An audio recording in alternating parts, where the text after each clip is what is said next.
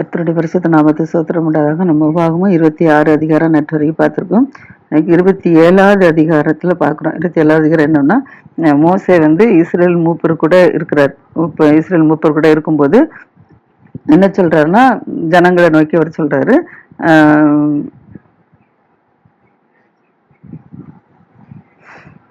Israel மூப்பர்கள் ஜனங்களை நோக்கி என்ன சொல்றாருன்னா, நான் வந்து உங்களுக்கு வந்து விதிக்கிற கட்டளைகள் எல்லாம் நீங்க என்ன செய்யுங்க, கை கொள்ளுங்க. கர்த்தர் உங்களுக்கு சொன்னதெல்லாம் நான் சொல்றேன், அதை நீங்க என்ன செய்யுங்க, கை கொள்ளுங்க அப்படிங்கிறாரு. கை கொள்ளுங்கன்னா என்ன அப்படின்னா, கர்த்தர் உங்களுக்கு கொடுக்குற தேசத்துக்கு நீங்க போய் என்ன செய்யணும், யோர்தானை கடக்கும் நாளே. ஏன்னா யோர்தானை கடந்து மோசே போக முடியாது, போக மாட்டேன்னு கர்த்தர் சொல்லிட்டாரு. அதனால அவர் இஸ்ரேல் ஜனங்கிட்ட சொல்றாரு, நீங்க வந்து யோர்தானை கடந்து நீங்க என்ன செய்வீங்க, போறீங்க. போகும்போது வந்து ஒரு பெரிய கல்லை என்ன செய்யுங்க, கல்லுகளை எடுத்து நாட்டுங்க. அவைகளில் என்ன செய்யுங்க, சாந்துகளை பூசுங்க.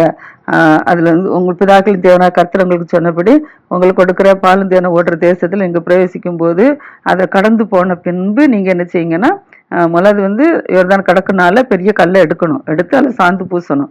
பூசி அதுக்கப்புறம் அதை கொண்டு போகணும். ஆனா அந்த பாலும் தேவனை ஓடுற தேசத்துக்குள்ள பிரவேசிக்கும்படி கடந்து போன பின்பு என்ன செய்யணுமோ, இந்த யோர்தானை விட்டு கடந்து போன பின்பு இந்த நியாயப்பிரமாண வார்த்தைகள் யாவே என்ன செய்யணும், அதுல வந்து நீங்க என்ன செய்யுங்க, எழுதுங்கிறாரு. கடக்கும் போது கல்லுகளை சாந்து பூசி கொண்டு போகணும். அதை கடந்து போகும்போது அந்த நியாயப்பிரமாண வார்த்தைகள், கர்த்தர் சொன்ன வார்த்தைகளை என்ன செய்யணும், அதில் எழுதணும். எழுதி அந்த யோர்தானை கடந்த போது என்ன கல்லுகளை என்ன செய்யணும், ஏபால் மலையில போய் என்ன செய்யணும், அதை நாட்டணும். அந்த கல்லை கொண்டு போய் ஏபால் மலையில நாட்டி அவைகளுக்கு என்ன செய்யணும், சாந்து பூசி அப்புறம் வந்து அந்த இது இருப்பு ஆயுதம் படாத கற்களால என்ன செய்யணும், உங்களுக்கு தேவனா கர்த்தருக்கு நீங்க என்ன செய்யணும், ஒரு பலிபடத்தை என்ன செய்யணும், கட்டணுங்கிறார். இருப்பு ஆயுதம் படாத கற்களால ஒரு பலிபடத்தை என்ன கட்டணும். கட்டி அதில் வந்து தேவனா கர்த்தருக்கு பலிபடத்தை என்ன செய்யணும், முழு கற்களால் அது நிச்சயமா கட்டணுமா. இருப்பு ஆயுதம் படாத கற்களால ஒரு பலிபீடத்தை கட்டணும். அது வந்து முழு கல்லால நிச்சயமா இருக்கணுமா. அதுல வந்து கர்த்தருக்கு நிச்சயமா சர்வாங்க தகன பலி செலுத்தணுமா. அடுத்தல சமாதான பலி எடுத்தோம், சர்வாங்க தான பலி சமாதான பலியை செலுத்தணுமா. செலுத்திட்டு அப்புறம் கர்த்தருடைய சன்னிதானத்தில் நினைச்சணும், சந்தோஷமா நினைச்சணும், எல்லாரும் நீங்க இருங்க, புசித்து குடித்துட்டு அப்புறம் நீங்க நினைச்சீங்க அந்த நியாயப்பிரமாணத்தின் வார்த்தைகள் எல்லாம் நீங்க நினைச்சீங்க அதை துலக்கமா என்ன ஒரு வரி கூட விடாதபடிக்கு நினைச்சணும், அதை எழுதணுமா. அதை எழுது அப்படின்னு சொல்லி மோசே எழுதுறாரு. இஸ்ரேல் ஜனங்களுக்கு மூப்பர்களுக்கும் இதை கட்டளை இடுறாரு. கர்த்தர் சொன்ன வார்த்தை. ஏன்னா இது வரைக்கும் நம்ம உபாகம் ஃபுல்லாவே கர்த்தர் சொன்னதெல்லாம் மோசே வந்து இஸ்ரேல் ஜனங்களுக்கு ஞாபகப்படுத்திட்டு வரதை நம்ம பார்த்துட்டு இருக்கிறோம். அந்த வரி என்ன சொல்ற அப்படி எழுத சொல்றாரு. அப்புறம் சொல்றாரு, பின்னும் லேவியராகிய ஆசாரியர் கூட இருக்கையில், முதலாவது வந்து இஸ்ரேல் மூப்பர்கள் ஜனங்கள் கூட இருக்கும்போது மோசே பேசுறாரு. இப்போ வந்து மோசே என்ன செய்யறாரு, லேவியராகிய ஆசாரியர் கூட இருக்கையில இஸ்ரேல் எல்லாரையும் நோக்கி ஆசாரியர்களை வச்சுக்கிட்டு இஸ்ரவேலர் பார்த்து சொல்றாரு, இஸ்ரவேலே நீ கவனித்து கேளு. இஸ்ரவேலே கவனித்துக்கிறதா, இஸ்ரேல் வந்து யாக்கோபு பேர் தான் இஸ்ரவேலு, எல்லாமே அவங்க சந்ததி தானே. அதனாலதான் கேட்கிறாரு, இஸ்ரவேலே கேளு, இன்னாலே தேவனாய கர்த்தருக்கு நீ என்ன செய்ய, நீ ஜனமா இருப்பீங்க. தேவனாய கர்த்தருடைய சத்தத்துக்கு நீங்க என்ன செய்யுங்க, கீழ்ப்படியணும். கர்த்தருடைய சத்தத்துக்கு கீழ்ப்படிந்து கர்த்தர் உங்களுக்கு என்ன விதி விதிக்கிறாரோ அந்த விதிக்கிற கற்பனையின்படியும் கட்டளையின்படியும் நீங்க செய்யணும் அப்படின்னு சொல்றாரு. கர்த்தருடைய வார்த்தை, முதலாவது கர்த்தருடைய சத்தத்துக்கு என்ன செய்யணும், கீழ்ப்படியணும். ரெண்டாவது கர்த்தருடைய கற்பனைகள் கட்டளைகளும் என்ன செய்யணும், நீங்க அப்படியே செய்யணும் அப்படின்னு சொல்றாரு. அப்புறம் சொல்றாரு மோசே இப்ப ஜனங்களை நோக்கி சொல்றாரு. முதலாவது மூப்பர்கள் ஜனங்களை நோக்கி சொன்னாரு, இப்ப ஆசாரியரும் ஜனங்களை சொன்னாரு. இப்ப வந்து ஜனங்களை நோக்கி சொல்றாரு, நீங்க வந்து என்ன செய்வீங்க, யோர்தானை கடந்து போன பின்பு நீங்க ஆசீர்வதிக்கப்படும்படி என்ன செய்யணும், கரிசி மலையில சிமியோன் லேவி யூதா இசக்கார் யோசேப்பு பென்யமின் 6 பேர், மொத்தம் 12 பேர்ல, 12 கோத்திரம்ல 12 பேர்ல. அதுல வந்து சிமியோன் லேவி யூதா இசக்கார் யோசேப்பு பென்யமின் இந்த கோத்திரங்கள் என்ன சொன்னா யோர்தானை கடந்த பின்பு கெர்சி மலையில என்ன செய்யணும், ஆசீர்வாதங்களை கூறுவதற்காக இவங்க 6 பேர் என்ன செய்யணும், நிக்கணும். அடுத்தல சாபம் கூறுறதற்கு 6 பேர் என்ன செய்யணும், ஏபால் மலையில நிக்கணும் அப்படின்னு சொல்றாரு. அந்த ஏபால் மலையில நிக்கிற சாபம் கூறுவதற்கு யாருன்னா ரூபன், காத், ஆசேர், செப்லோன், தான், நப்தலி. ரூபன், காத், ஆசேர், செப்லோன், தான், நப்தலி இவங்க இந்த கோத்திரங்கள் என்ன செய்யணும், சாபம் கூறதுக்கு ஏபால் மலையில நிக்கணும். ஆசீர்வாதம் கூறுறதுக்கு 6 பேரு கெர்சி மலையில நிக்கிறாங்க. சாபம் கூறதுக்கு 6 பேரு ஏபால் மலையில நிக்கிறாங்க. அப்பொழுது லேவியர்கள் என்ன செய்யணும், உரத்த சத்தம் விட்டு இஸ்ரேல் மனிதர் எல்லாரையும் பார்த்து என்ன செய்யணும், அவங்க சொல்லணும். எப்படி சொல்லணும், லேவியர்கள் தான் இது என்ன செய்யணும், லேவியர்கள் இஸ்ரேல் ஜனங்களை பார்த்து சொல்லணும். எப்படின்னா இப்போ சாபம் கூறுறதுக்கு நிற்கணும்னு சொல்லி சொல்லி பார்த்தோம்ல. அதில் வந்து இப்போ சாபம் கூற மலையில் நிற்கிறவங்க வந்து இஸ்ரேல் லேவியர் லேவியர்கள் வந்து என்ன செய்யணும், இப்போ சொல்லணும் மலையில் நிற்கும் போது லேவியர்கள் சொல்கிறாங்க எப்படி ஜனங்களை பற்றி சொல்லணும், எப்படி சொல்லணும்னா, கர்த்தருக்கு அருவருப்பான காரியமாகிய தொழிலாளிகளுடைய கைவேலையால் செய்யப்பட்டதும் வார்ப்பிக்கப்பட்டதுமான யாதொரு விக்கிரகத்தை உண்டு பண்ணி ஒளிப்படத்திலே வைக்கிறவன் சபிக்கப்பட்டவன் என்பார்களா. அதற்கு இப்போ சில ஜனங்கள் எல்லாரும் என்ன சொல்லணும், ஆமேன்னு சொல்லணும். எப்படி தொழிலாளிகள் அருவருப்பான காரியமாகிய தொழிலாளிகளுடைய கைவேலையால் செய்யப்பட்டதும் வார்ப்பிக்கப்பட்டதுமான யாதொரு விக்கிரத்தை உண்டு பண்ணி ஒளிப்படத்தில் வைக்கிறவன் சபிக்கப்பட்ட. என்ன ஏசப்பா என்ன சொல்லிருக்காரு, என்னை என்று உலக வேற தேவர்கள் உண்டாயிருக்க வேண்டாம்னு சொல்லியிருக்கிறாரு. மேலே வானத்தில் கீழே பூமியிலும் பூமியின் கீழ் தண்ணீரிலும் பூமிக்கு உண்டாயிருக்க ஒப்பான ஏதோ சுரூபத்தையாலும் யாதொரு விக்கிரகத்தில் உங்களை உண்டாக்கவோ அதை நமஸ்கரிக்கவோ சேவிக்கவும் வேண்டாம்னு சொல்லிட்டு நம்ம கற்பனையில சொல்லிட்டாரு, 10 கற்பனையில. அதனால இவங்க வந்து என்ன சரி, இப்போ வந்து விக்கிரகங்களை இவங்க வந்து யாராவது செஞ்சாங்கன்னா, தொழிலாளி வச்சு விக்கிரகம் செஞ்சாங்கன்னா இவங்க சபிக்கப்பட்டவர்கள்னு சொல்லி அந்த ஏபால் மலையில நின்று என்ன செய்யணும், சொல்லணும். அடுத்தபடியா அதுக்கு ஜனங்கள் எல்லாரும் என்ன செய்யணும், ஆமேன் அப்படின்னு சொல்லணும். அடுத்தல தகப்பனையும் தாயும் யாரெல்லாம் தூசிக்கிறாங்களோ அவங்க சபிக்கப்பட்டவன் அப்படின்னு சொல்லி மலையில நின்று சொல்லுவாங்க. சொல்லும் போது ஜனங்கள் எல்லாரும் என்ன செய்வாங்க, ஆமேன் அப்படின்னு சொல்லுவாங்க. இப்போ விக்கிரகங்களை உருவாக்கக்கூடாது, உருவாக்கி நமஸ்கரிக்க கூடாது, செவிக்க கூடாது. அடுத்தல என்னது, தகப்பன் தாயை நினைச்ச கூடாது, தூசிக்க கூடாது. இவங்கெல்லாம் சபிக்கப்பட்டவனா.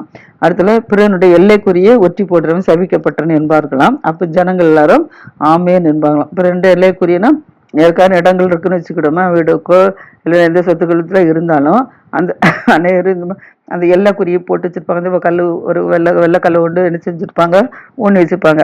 இந்த கல்லை எடுத்து என்ன செய்வாங்க, யாராவது பிடுங்கி எடுத்து வேற இடத்துல நாட்டி வச்சிருவாங்க. அப்போ உங்களுக்கு ஒரு இடம் கூட இருக்கும், ஒருத்தருக்கு இடம் குறையா வந்துடும். அதான் இப்படி யாரு வஞ்சித்து மாற்றி போடுறாங்களோ இவங்க சபிக்கப்பட்டவன் சொல்லி அந்த ஏவல் மலையில் சொல்லுவாங்களாம். அடுத்தல 4வது வந்து குருடனை வழி தப்ப செய்கிறவன் சபிக்கப்பட்டன் என்பார்களாம். அதுக்கு ஜனங்கள் எல்லாரும் ஆமேன் என்பார்களாம். ஒரு குருடன் வந்து வழியே போயிட்டு இருக்காங்க வச்சுக்கணும், வேணிக்குன்னே அநேகர் நினைச்சுவாங்க இவனை வழி தப்பி போய்க்கணுன்ட்டு. சரி வழியில போனா கூட இது இந்த வழியில அந்த வழியில இப்படி போங்க அப்படின்னு சொல்லி அநேகர் நினைச்சவங்க விளையாட்டுக்கு கூட செய்வாங்க, அநேகர் கட்டப்பத்திலையும் செய்வாங்க. ஆனா இது இப்படிப்பட்டவங்க யாரும் சபிக்கப்பட்டவர்களாம். அப்படி யாரும் நினைச்ச கூடாதான், குருடனை வழி தப்பி போக செய்யக்கூடாது, நேர்மையான வழியில நடத்தணும். அடுத்தபடியாக பரதேசி திக்கற்றவன் விதவை ஆகியவருடைய நியாயத்தை புரட்டுறவன் சபிக்கப்பட்டவன் என்பார்களாம். அப்ப ஜனங்களெல்லாம் ஆமேன் என்று சொல்லுவாங்களாம். பரதேசி திக்கற்றவன் விதவை அவருடைய நியாயத்தை நினைச்சக்கூடாது, புரட்டக்கூடாது. புரட்டுனா அவங்க சபிக்கப்பட்டவங்களாம். அடுத்தல தன் தகப்பன் மனைவியோட சயனிக்கிறவன் தகப்பனுடைய மானத்தை திறந்தபடினால அவன் சபிக்கப்பட்டவன் என்பார்களாம். ஜனங்கள் அதற்கு ஆமேன்னு சொல்லுவாங்களாம். தகப்பன் மனைவினா யாரு, நமக்கு தாய். அதனால அவங்களோட நினைச்சக்கூடாது, பாவம் செய்யக்கூடாது, செஞ்சா அவங்க சபிக்கப்பட்டவங்க. அடுத்தல யாதொரு மிருகம் தோடு புணர்ச்சி செய்கிறவன் சபிக்கப்பட்டவன் என்பார்களாம். ஜனங்கள் எல்லாரும் ஆமேன் என்று சொல்லுவாராம். யாதொரு மிருகத்தோடு நினைச்சக்கூடாது, மனுஷங்க பாவம் செய்யக்கூடாது, அப்படி செஞ்சா சபிக்கப்பட்டவன். அடுத்தல தன் தகப்பனுக்காவது தாய்க்காவது குமாரத்தி, தகப்பனோட குமாரத்தி அல்ல தாய்க்கார குமாரத்தியாக தன் சகோதரியோட, தன கூட தகப்பனுடைக்கும் தாய்க்கும் பிறந்தது யாரு, நம்மகிட்ட சகோதரி இல்ல. அப்ப அவங்களோடு பாவம் செய்யறவங்க யாரு, சபிக்கப்பட்டன் என்பார்களாம். ஜனங்கள்லாம் அதுக்கு ஆமேன்னு சொல்வார்களாம். அதனால நம்ம கூட பிறந்த சகோதர சகோதரிகளோடு நினைச்சக்கூடாது, உபச்சார பாவம் செய்யக்கூடாது, அது சாபம். அதுல தன் மாமியோடு சயனிக்கிறவன் சபிக்கப்பட்டவன் என்பார்களாம். ஜனங்கள்லாம் ஆமேன்னு சொல்லுவாங்களாம். தன் மாமினா யாரு, அத்தையோட நினைச்சக்கூடாது, பாவம் செய்யக்கூடாது, செஞ்சா அவங்க சபிக்கப்பட்டவங்களாம். அடுத்தல ஒளிப்படத்துல பிறனை கொலை செய்யறவன் சபிக்கப்பட்ட. ஒளிப்படத்துலன்னா நினைச்சுவாங்க, யாராவது வேணிக்குன்னு நினைச்சுவாங்க கொலை செஞ்சு போடுவாங்க. அப்படி கொலை செஞ்சு போட்டவங்க நினைச்சுவாங்க சபிக்கப்பட்டன்னு சொல்லுவாங்களாம். அதுக்கு ஜனங்கள்லாம் ஆமேன்னு சொல்லுவாங்களாம். அடுத்தல குற்றம் இல்லாதவனை கொலை செய்யும்படி பரிதானம் வாங்குவாங்க. குற்றமே இருக்காது, இவனை எப்படியாவது கொலை செஞ்சிடணும் அப்படின்னு சொல்லி பரிதானம் வாங்குவாங்க. அப்படிப்பட்டவங்களும் சபிக்கப்பட்டன்னு என்பார்களாம். ஜனங்கள் எல்லாரும் ஆமேன்னு சொல்வார்களாம். ஆனால் இந்த பாவத்துக்கு நினைச்சக்கூடாது, குற்றம் இல்லாதவனை கொலை செய்ய பரிதானம் நினைச்சக்கூட வாங்கக்கூடாது. அடுத்தல இந்த நியாயபுரமான வார்த்தைகள் எல்லாம் கை கொண்டு நடவாதவன் சபிக்கப்பட்டவங்க என்பார்களாம். ஜனங்கள் எல்லாம் ஆமேன்னு சொல்வார்களாம். நியாயபுரமான வார்த்தை என்னது, பைபிள் உள்ள வேத வாசனங்கள்ல யாரெல்லாம் கை கொண்டு நடக்கலையோ அவங்களாம் சபிக்கப்பட்டவங்களாம். அதனால இப்ப நம்ம சொல்லப்பட்டது இப்ப வந்து சாபமான ஏபால் மலையிலேருந்து சாபமான வார்த்தைகளை கூறியிருக்காங்க. 12 இது பார்த்தோம். இந்த 12 இப்படி நம்ம இதுல என்ன செய்யக்கூடாது, இதுல நம்ம நடக்கக்கூடாது, இதுல நம்மளும் இருந்தா இந்த இதுலயும் நமக்கு சாபம் என்ன செஞ்சிடும் வந்துடும். அதனால சப்போஸ் தப்பி தவறியில் ஏதாவது இருந்திருந்தானா அவன்கிட்ட என்ன செய்யுங்க, மன்னிப்பு கேட்டுருங்க. கர்த்தர் என்ன செஞ்சிருவாரு, நம்மளை விடுவிச்சிருவாரு. அடுத்தபடியாக ஆசீர்வாதம். இப்போ வந்து நம்ம வந்து சாபமான வார்த்தைகளை சொல்லதை நம்ம பார்த்தோம். இப்போ ஆசீர்வாதமான வார்த்தை. ஆசீர்வாதமான வார்த்தை என்னன்னா, கர்த்தர் நமக்கு விதிக்கிற நம்முடைய தேவனை கர்த்தரின் கட்டளைகளின்படியெல்லாம் செய்யறதுக்கு நம்ம என்ன செய்யணும், கவனமா இருந்து கர்த்தருடைய சத்தத்துக்கு என்ன செய்யணும், உண்மையாய் செவி கொடுக்கணும். கர்த்தருடைய சத்தத்துக்கு உண்மையாய் செவி கொடுத்து நம்முடைய தேவனாய கர்த்தர் பூமியில சகல ஜாதிகளை நம்மளை என்ன செய்வாரு, மேன்மையாக வைப்பார். நமக்கு கர்த்தருடைய சத்தத்துக்கு நம்மளை என்ன செய்வாரு, உண்மையாக செவி கொடுப்பாரு. கர்த்தர் பூமியில சகல ஜாதிகள் நம்மளை என்ன செய்வாரு, மேன்மையாக வைப்பார். நீ தேவனாய கர்த்தரின் சத்தத்துக்கு செவி கொடுக்கும் போது இப்பொழுது சொல்லப்பட்ட ஆசீர்வாதங்கள் எல்லாம் உண்மையிலிருந்து பழிக்குங்கிறார். நம்ம வந்து சும்மா நமக்கு வந்து என்ன செய்யுது, ஆசீர்வாதம் கிடைக்காது. இப்போ கர்த்தருடைய சித்தத்துக்கு என்ன செய்யணும், ஒப்பு கொடுக்கணும். கர்த்தருடைய சத்தத்துக்கு என்ன செய்யணும், ஒப்பு கொடுக்கணும். கர்த்தருக்கு பயந்து உண்மையா நடக்கணும். அப்பதான் கர்த்தர் என்ன செய்ய முடியாது, ஆசீர்வதிக்க முடியும். அதனால கர்த்தருடைய கற்பனைகள் கட்டளைகள், கற்பனைனா நமக்கு வந்து 10 கற்பனைகள் சொல்லியிருக்காரு. அந்த 10 கற்பனை யாத்திராங்கிறதுல இருக்குது. என்று உனக்கு வேற தேவர்கள் உண்டாயிருக்க வேண்டும் அப்படி சொன்னால அந்த இதுல தான் தாய் தகப்பனே கொலை செய்யக்கூடாது, அபச்சாரம் செய்யக்கூடாது, அப்படி நினைச்சு நம்ம நிறைய 10 கற்பனைகள் நினைச்சு 12 மனைவி வச்சுக்க கூடாது, பிறோட பொருள் வீடு எதுவுமே வச்சுக்க கூடாதுன்னு சொல்லி பார்த்தோம். இதெல்லாம் கற்பனைகள். கட்டளை என்னன்னா, கர்த்தர் சொன்னா இது அதை செய்யக்கூடாது, இது செய்யக்கூடாது, கர்த்தர் சத்தத்துக்கு உண்மையாக செய்ய கொடுக்கணும் அப்படின்னு சொல்றாலும் இது வந்து கட்டளை. அதனால கர்த்தருடைய கற்பனைக்கும் கட்டளைக்கும் நம்ம நினைச்சோம் செவி கொடுத்து நம்ம இருக்கும்போது தான் கர்த்தர் நம்மளை நினைச்சவர் பூமியில் உள்ள சகல ஜாதிகளை விட நம்மளை நினைச்சு மேன்மையாக நம்மளை வச்சு ஆசீர்வதிப்பாராம். அது என்ன ஆசீர்வாதம் சொல்லி பார்ப்போம். கர்த்தர் சத்தத்தை செவி கொடுக்கும் போது இப்படி சொல்லப்பட்ட ஆசீர்வாதங்கள் எல்லாம் என்னன்னா, பட்டணத்துல ஆசீர்வாதம். நமக்கு எந்த பட்டணத்துல இருக்கிறோமோ அங்க என்னது ஆசீர்வாதம். அடுத்த வெளியில போனாலும் அது ஆசீர்வாதம். அடுத்த நம்முடைய கற்பத்தின் கனி இருந்துச்சு ஆசீர்வதிக்கப்படும். அடுத்த நம்முடைய நிலத்தின் கனி நிச்சயம் ஆசீர்வதிக்கப்படும். மாடுகளில் பெருக்கம் உண்டாகும். ஆடுகளின் மந்தை இருந்துச்சுன்னா அதுல மிருகஜீவன் பலன் நிச்சயம் ஆசீர்வதிக்கப்படும். நம்ம கூட மாப்பிசைகிற தொட்டி இதெல்லாம் நிச்சயமா ஆசீர்வதிக்கப்படுமா. அடுத்த நம்ம எங்க போனாலும் வந்தாலும் நிச்சயம் வருகையிலும் போகையில நிச்சயமா ஆசீர்வதிக்கப்படுமா. அடுத்தலாம் நமக்கு விரோதமா யார் யார் எழும்புறாங்களோ அந்த சத்துருக்களே கர்த்தர் என்ன செய்வார், முறியடிக்கப்படி அவர்களை நம்முடைய கையில என்ன செஞ்சுருவார், ஒப்பு கொடுத்துருவாரு. அவங்க வந்து ஒரு வழியா நினைச்சுவாங்க புறப்பட்டு வருவாங்க, ஆனா 7 வழியா என்ன செஞ்சிருவாங்க, புறப்பட்டு போக முடியா கர்த்தர் செஞ்சிருவாரு. அந்த அளவுல கர்த்தர் என்ன செய்றாரு, நம்மளை ஆசீர்வதிக்கிறார். அப்புறம் வந்து நம்முடைய களஞ்சியத்துல நம்முடைய கையடி செய்யும் வேலையில எல்லாத்துலயும் கர்த்தர் நமக்கு என்ன செய்வாரு, ஆசீர்வதிப்பார். என்னென்ன வேலைகள் செஞ்சாலும் அந்தந்த வேலைகள்லாம் கர்த்தர் ஆசீர்வதிப்பாராம். அடுத்தது நம்முடைய தேவனாய கர்த்தர் நமக்கு கொடுக்கும் தேசத்துல கர்த்தர் நமக்கு இருக்கிற தேசத்துல நம்மளை ஆசீர்வதிச்சு வைக்கிறாரு. அப்புறம் வந்து கர்த்தருடைய கட்டளைகளை என்ன கை கொண்டு அவர் வழிகளில் நடக்கும்போது கர்த்தர் நமக்கு ஆணையிட்டபடி தமக்கு தம்மை என்ன பரிசுத்த ஜனமாக நம்மளை என்ன வரோம், கர்த்தர் நிலைப்படுத்துவாராம். அப்புறம் கர்த்தருடைய நாமம் நமக்கு தரிக்கப்பட்டது என்று பூமியின் ஜனங்கள் எல்லாரும் கண்டு நமக்கு என்ன செய்வாங்களாம், பயப்படுவாங்களாம். கர்த்தருடைய நாமம் நமக்கு தரிக்கப்பட்டது என்று சொல்லி பூமியில ஜனங்கள் எல்லாரும் கண்டு என்ன செய்வாங்களாம், பயப்படுவாங்களாம். அடுத்தல நமக்கு கொடுப்பேன்னு சொல்லி கர்த்தர் பிதாக்களுக்கு ஆணையிட்டு கொடுத்த தேசத்துல கர்த்தர் என்ன செய்வார், நமக்கு கற்பத்தின் கனி ஆசீர்வாதம் வச்சு தருவார், எந்த குறையும் இருக்காது. அடுத்தல மிருகஜீவன் பலனை ஆசீர்வதித்து கொடுப்பாரு, எந்த குறையும் இருக்காது. நிலத்தின் கனியை ஆசீர்வதித்து கொடுப்பாரு, அங்க பரிபூர்ண நன்மை உண்டாக செய்வார் நிலத்தின் கனியில. அப்புறம் வந்து ஏற்ற காலத்துல நம்ம தேசத்துல என்ன செய்யும், மழை பெய்யும். நம்ம எந்தெந்த கையிட்டு என்னென்ன தொழில் செய்யணுமோ அந்த வேலையெல்லாம் கர்த்தர் என்ன செய்வார், ஆசீர்வதிப்பாரு. கர்த்தர் நமது நல்ல பொக்கிஷசாலியாகிய வானத்தை நமக்கு என்ன செய்வாரு, திறந்து கொடுப்பாரு. அடுத்தபடியாக நம்ம வந்து அநேக ஜாதிகளுக்கு கடன் கொடுப்போம், நம்ம என்ன செய்ய மாட்டோம், கடன் வாங்க மாட்டோம். அந்த அளவுல கர்த்தர் என்ன செய்வாரு, ஆசீர்வதிப்பாரு. இப்படி கர்த்தர் நமக்கு இருக்கிற வார்த்தைகள் யாவையும் நம்ம என்ன செய்து விட்டு விலகாதபடிக்கு, வேற தேவர்களை சேவிக்காத படிக்கு நம்ம என்ன செய்யணும், வலதுபுறம் இடதுபுறம் விலகாத படிக்கு நம்ம இருந்து கர்த்தரை மட்டும் நம்ம சேவித்து கர்த்தர் விதிக்கிற அவருடைய கற்பனைகள் கட்டளைகளின்படி நம்ம நடக்கும்போது நிச்சயமா கர்த்தர் நம்மளை என்ன செய்வாராம், வாளாக்காமல் தலையாக்குவாராம், நம்ம கீழாகாமல் மேலாகுமா. இப்படி இவ்வளவு ஆசீர்வாதங்கள் கர்த்தர் என்ன செய்றாரு, நமக்கு கொடுக்கிறாரு. 12 விதமான ஆசீர்வாதங்கள் நமக்கு கொடுக்கிறாரு. நம்ம வந்து பார்த்தோம், சபிக்கப்பட்டவன் சொல்றது வந்து 12 தான், 12 பாயிண்ட் பார்த்தோம். இப்போ ஆசீர்வாதத்தை குறிக்கிறதும் நம்ம சொன்னோம், 12 விதமான ஆசீர்வாதங்களை பார்த்தோம். இப்போ வந்து இன்னும் சாபங்கள் வந்து எப்படின்னா, இப்போ வந்து நம்முடைய கர்த்தருடைய கற்பனைக்கு கட்டளைக்கு கீழ், அது வந்து மழையில நின்று சாபம் சொன்னதை பார்த்தோம். இப்ப இது வந்து நம்ம சுதந்திரிக்க தேசத்துல நம்மளை எப்படி கற்பனை கட்டளைகள் கை கொண்டால் அந்த 12 ஆசீர்வாதம், கை கொள்ளல அப்படின்னா 12 சாபம் கிடையாது, நிறைய சாபங்கள் இருக்கு. அந்த சாபங்களை என்னன்னா, கர்த்தருடைய கற்பனைகள் கட்டளைகளை நம்ம மீறணும்னா அது என்னென்ன சாபங்களா இருக்குன்னு சொல்லி பார்ப்போம்.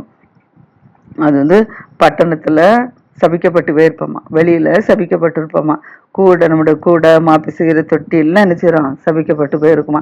அடுத்தது கற்பத்தின் கனி கிடைக்காது, கற்பத்தின் கனி, நிலத்தின் கனி, மாடுகளில் பெருக்கும், ஆடுகளின் மந்தை, இது எல்லாமே என்ன செய்யுமா, சாபமா இருக்குமா. அதான் சபிக்கப்பட்டுதல். அடுத்தது நம்முடைய வருகை போகையிலெல்லாம் என்ன தருமா, நமக்கு ஆசீர்வாதம் இருக்காது, சபிக்கப்பட்டவர்களா இருப்போமா.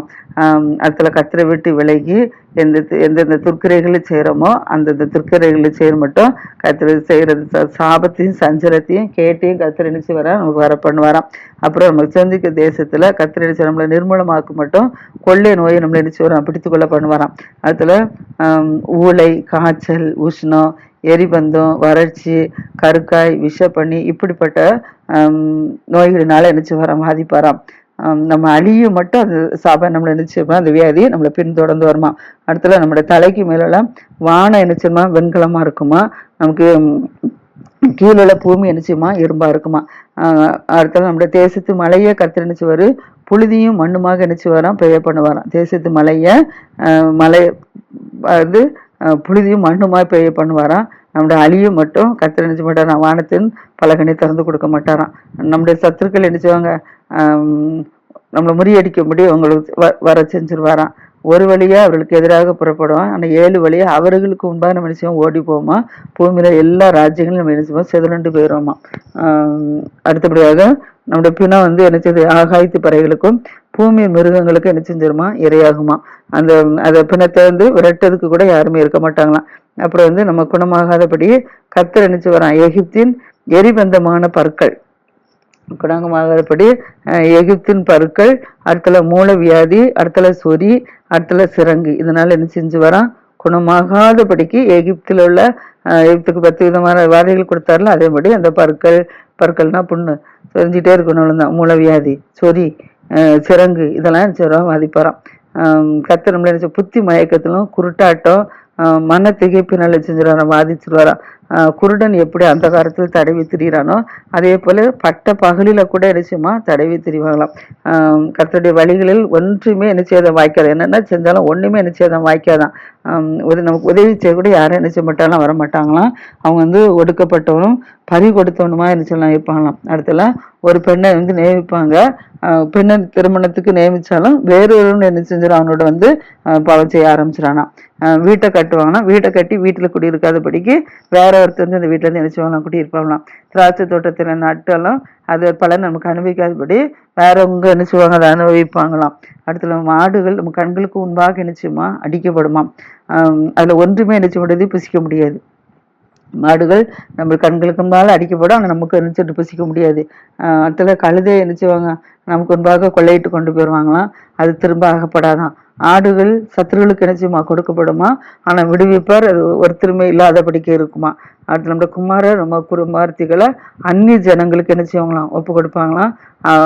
அவர்களே காண கண்கள் நாடோறும் பார்த்து பார்த்து பூத்துவோமா, ஏன் பிள்ளைகளை பார்க்க முடியலையே அப்படின்னு சொல்லி. அந்நிய ஜாதிகள் கையில ஒப்பு கொடுக்கப்பட்டாங்கன்னா நல்ல பிள்ளைகளை பார்க்க முடியலேன்னு அவங்கள வருகைக்காக எதிர்பார்த்து அந்த கண்கள் பூத்துவோமா, அந்த அளவுல நடக்குமா. அப்படியே நடந்துருச்சு நம்மகிட்ட விலனே இல்லாமல் போயிருமா. அடுத்தல நிலத்தின் கனி, அப்புறம் நம்முடைய என்னென்ன பிரயாசப்பட்டு என்னென்ன பலன் செய்யறோமோ எதுவுமே நினைச்ச மாட்டோமோ அதில் புசிக்க முடியாதான்.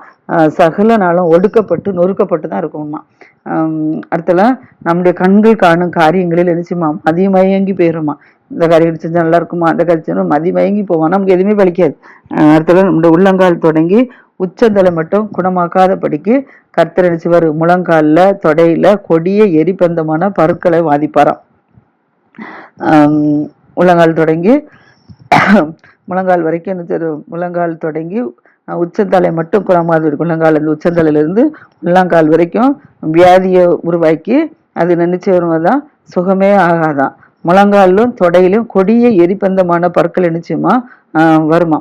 ஆனா கர்த்தர் உன்னையும் உனக்காக ஏற்படுத்தி கொண்ட ராஜாவையும் நீயும் பிதாக்கள் அறியாத ஜாதி இடத்துல என்ன செஞ்சிருவாங்களாம், போக பண்ணிடுவாங்களாம். அங்கே நீ மரமும் கல்லுமான அந்நிய தேவர்களை தான் என்ன செய்வா, நீ சேவிப்பா அப்படிங்கிறாரு. அடுத்தல கர்த்தர் உன்னை கொண்டு போய் விட எல்லா ஜனங்களுக்குள்ளும் பிரமிப்பும் பழமொழியும் பரியாசமாயிரும். கர்த்தர் எங்க கொண்டு நம்மளை விடாங்க எல்லாம் நமக்கு பிரமிப்பு பழமொழி ஒரு பரியாசமா நம்மளை சொல்லக்கூடிய அளவுல நம்ம ஆயிடுவோமா. அடுத்தல மிகுந்த விதைய வயலுக்கு கொண்டு போவோமா, ஆனா கொஞ்சம் தான் அறுக்க முடியுமா, நிறைய அறுக்க முடியாது. வெட்டுக்கிளி என்ன செஞ்சிடும், அந்த விளைச்சல் இருந்து பட்சித்து போட்டுருமா. அதுல திராட்சை தோட்டங்களை நாட்டி பயிரிட்டு அந்த திராட்சை ரசத்தை குடிக்க முடியாது, திராட்சை பழங்களையும் நம்ம என்ன செய்ய முடியாது, சேர்க்க முடியாது. பூச்சி வந்து அதை என்ன செஞ்சிருமா, தின்னு போட்டுருமா. ஒலிவு மரத்தையும் ஒலிவு மரங்கள் நம்ம இலையில இருக்குமா, ஆனா அந்த எண்ணெயை நம்ம என்ன செய்ய பூசிக்கொள்ள மாட்டோமா. அது ஒலிவு மரத்துல பிஞ்சு எல்லாம் என்ன செஞ்சிருமா, உதிர்ந்து போயிருமா. அதுல நீ நம்முடைய குமாரர்கள் குமார்த்திகளை பெறுவோமா, ஆனா அவர்கள் நம்மோட இருக்க முடியாதான், அவங்கள வந்து சிறைப்பிடிக்கப்பட்டு போயிடுவாங்களாம். அதுல மரங்கள் எல்லாம் நிலத்தின் கனிகள் விட்டில் வந்து என்ன செஞ்சிருமா, அதை பட்சித்து போட்டு போயிருமா. அதனால மரத்துல உள்ள கனிகள் எதுவுமே கிடைக்காதான். நடுவில் இருக்கிற அந்நியனை நினைச்சிடும் மேற்கொண்டு மேன்மேலும் நினைச்சு நம்ம அந்நியனை நினைச்சுவான் மென்மேலும் உயர்ந்துட்டே இருப்பான். ஆனா நம்ம என்ன செஞ்சிருமா, தாழ்த்தப்பட்டு போயிருவோமா. அவன் அந்நியன் வந்து நம்மளை நினைச்சிருவானா, நம்மகிட்ட கடன் பட மாட்டான். ஆனா நம்ம நினைச்சுவோம் அவங்களோட கடன் படுவோமா. அவன் தான் நமக்கு என்ன தலையா இருப்பாமா, தலையா இருப்பான். நம்ம நினைச்ச முடியாது, வாழாதான் இருப்போமா. தேவனா கர்த்தர் உனக்கு விதித்த அவருடைய கற்பனைகளையும் கட்டளையும் கை கொள்ளும்படி நீ அவர் சத்தத்துக்கு செவி கொடாதபடினால இந்த சாபங்கள் எல்லாம் உங்க மேல இருந்து வரும். நீ அழிய மட்டும் உன்னை இருந்துச்சிருமா, அந்த சாபம் தொடர்ந்து பிடிக்கும்னு சொல்றாரு. அதனால உன்னிலும் உன் சந்ததியிலும் என்றைக்கும் அடையாளமாகவும் அற்புதமாகவும் என்ன செய்யும் இருக்கும் அப்படின்னு சொல்றாரு. அதனால இப்படிப்பட்ட சாபத்துக்கு நம்ம என்ன செய்யக்கூடாது, ஆளாகாத படிக்கு நாம் சரியான முறையில் நம்ம கர்த்தருடைய கற்பனைக்கும் கட்டளைக்கும் நம்ம பயந்து நடக்கும்போது நிச்சயமா கர்த்தர் ஆசீர்வதிப்பார். இந்த சாபங்கள் நமக்கு என்ன செய்யக்கூடாது, வந்து பழிக்க கூடாது. அதனால கர்த்தரை விட்டு விலகாத படிக்கு, அந்நிய தெய்வத்தை வணங்காத படிக்கு நம்ம நினைச்சணும் கர்த்தருக்கு பயந்து நாம் நடப்போம். கர்த்தருக்கு பயந்து நடக்கும்போது கர்த்தர் நமக்கு என்ன செய்வார், நிச்சயமா ஆசிரிப்பார். அதனால கர்த்தர் சத்தத்துக்கு உண்மையாய் செவி கொடுத்து நம்ம நடப்போம். கர்த்தர் பூமியில சகல சாதனை மேன்மையாக வைத்து அந்த 12 விதமான ஆசீர்வாதங்கள் நமக்கு கட்டளையிடுவார். கர்த்தர் தான் இதை ஆசிரியப்பாராக. ஆமென்.